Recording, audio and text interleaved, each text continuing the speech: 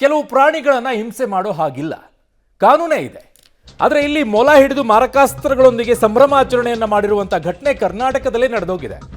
ಅದರಲ್ಲೂ ಮಸ್ಕಿ ಶಾಸಕನ ಪುತ್ರ ಮತ್ತು ಸಹೋದರ ವಿರುದ್ಧ ಈಗ ಪ್ರಕರಣ ದಾಖಲಾಗಿದೆ. ಪಬ್ಲಿಕ್ ಟಿವಿ ವರದಿ ಬೆನ್ನಲ್ಲೇ ಪ್ರಕರಣ ದಾಖಲಾಗಿರೋದು. ಶಾಸಕರ ಸಹೋದರ ಮೊದಲನೇ ಆರೋಪಿ ಸಿದ್ದನಗೌಡ, ಶಾಸಕರ ಪುತ್ರ ಎರಡನೇ ಆರೋಪಿ ಸತೀಶ್ ಗೌಡ. ವನ್ಯಜೀವಿ ಸಂರಕ್ಷಣಾ ಕಾಯ್ದೆ ಅಡಿ ಪ್ರಕರಣ ದಾಖಲಾಗಿದೆ. ಸ್ಥಳೀಯ ದುರ್ಗೇಶ್ ಹಾಗೂ ಇತರರ ವಿರುದ್ಧ ಪ್ರಕರಣ ದಾಖಲನ್ನು ಮಾಡಿಕೊಂಡಿದ್ದಾರೆ. ಇದು ಪಬ್ಲಿಕ್ ಟಿವಿ ವರದಿಯ ಬಿಗ್ ಇಂಪ್ಯಾಕ್ಟ್. ಈ ಸುದ್ದಿಯನ್ನು ಮೊಟ್ಟ ಮೊದಲನೇದಾಗಿ ಪ್ರಸಾರವನ್ನ ಮಾಡಿದ್ವಿ, ದೃಶ್ಯಗಳ ಸಮೇತವಾಗಿ.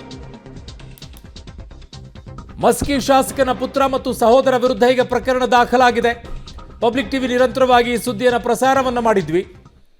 ಈಗ FIR ಕೂಡ ದಾಖಲಾಗಿದೆ. ಶಾಸಕರ ಸಹೋದರ ಜೊತೆಗೆ ಪುತ್ರನ ವಿರುದ್ಧ ಕೇಸ್ ದಾಖಲಾಗಿದೆ. ಈ ಥರ ಮಾಡೋ ಹಾಗಿಲ್ಲ.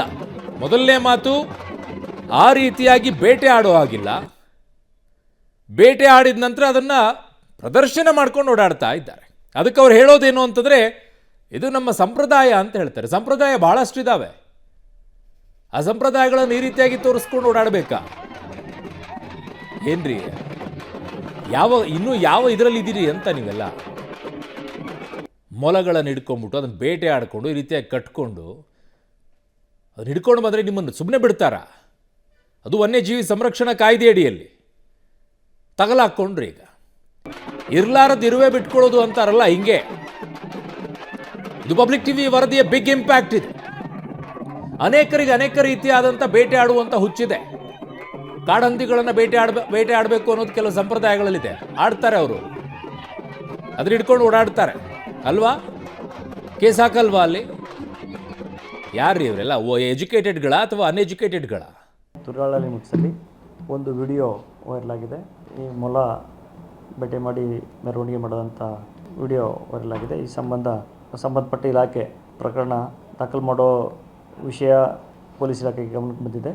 ಅಲ್ಲಿ ಪ್ರಕರಣ ದಾಖಲಾದಮೇಲೆ ಇದುವರೆಗೂ ಮಾಹಿತಿ ಬಂದಿಲ್ಲ, ದಾಖಲಾಗ್ತಿದ್ದ ಮಾಹಿತಿ ಇದೆ ಅಷ್ಟೇ. ದಾಖಲಾದ್ಮೇಲೆ ನಮ್ಮ ಮತ್ತೆ ವಿಷಯ ತಿಳಿಸ್ತೀನಿ. ಪ್ರಕರಣದಲ್ಲಿ ನಿಮಗೆಲ್ಲ ಗೊತ್ತಿರೋಂಗೆ ಅಲ್ಲಿ ಸ್ಥಳೀಯ ಶಾಸಕರ ಕುಟುಂಬದ ಜನ ಇದ್ದಾರೆ. ಸತೀಶ್ ಗೌಡರು ಅಂತ ಅವ್ರ ಮಗ, ಮತ್ತು ಸಿದ್ದನಗೌಡ ಮತ್ತು ಅವ್ರ ತಮ್ಮ, ಮತ್ತು ದುರ್ಗೇಶ್ ಅಂತ, ಮತ್ತು ಇನ್ನಿತರರೆ ಅಂತ ಮಾಹಿತಿ ಇದೆ. ನೋಡಿ, ಪ್ರಕರಣ ದಾಖಲಾಯ್ತಲೇ ನಿಮಗೆ ಮತ್ತೆ ಮಾಹಿತಿ ಕೊಡ್ತೀನಿ. ಮತ್ತೆ